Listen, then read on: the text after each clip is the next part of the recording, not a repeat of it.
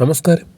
ഇന്നത്തെ നമ്മുടെ വീഡിയോയിൽ ഉൾപ്പെടുത്തിയിരിക്കുന്നത് വളരെ ശ്രദ്ധയോടെ മനസ്സിലാക്കി വയ്ക്കേണ്ട ഒരു കാര്യമാണ്.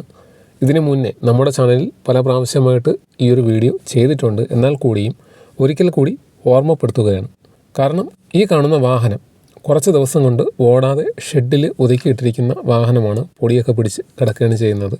എന്നാൽ വാഹനത്തിൻ്റെ ഓയിൽ ലെവലും വാട്ടർ ലെവലും, അതായത് റേഡിയേറ്ററിൻ്റെ കൂളൻറ്റിൻ്റെ ലെവലും ഓയിലിൻ്റെ ലെവലും ചെക്ക് ചെയ്യാൻ വേണ്ടി ബോണറ്റ് തുറന്നപ്പോൾ കണ്ട കാഴ്ച വാഹനത്തിൻ്റെ എൻജിൻ റൂമിൽ എലി കയറിയിട്ടുള്ളതാണ്.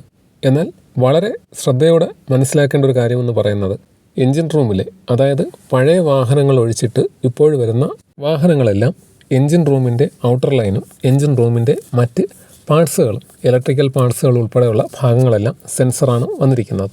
എന്നാൽ ഏറെക്കുറെ വാഹന ഉടമകളും ഈ ഒരു കാര്യം ശ്രദ്ധിക്കാറില്ല എന്നത് എടുത്തു പറയേണ്ട ഒരു കാര്യമാണ്.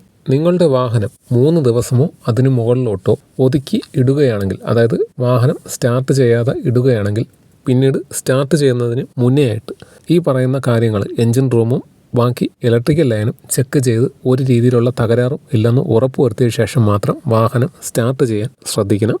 ഓടാതെ കിടക്കുന്ന ഏത് വാഹനം സ്റ്റാർട്ട് ചെയ്യുന്നതിന് മുന്നേയും സെൻസർ ലൈനും ഇലക്ട്രിക്കൽ ലൈനും പ്രത്യേകം ചെക്ക് ചെയ്ത് കംപ്ലൈൻറ്റില്ലെന്ന് ഉറപ്പുവരുത്തുക.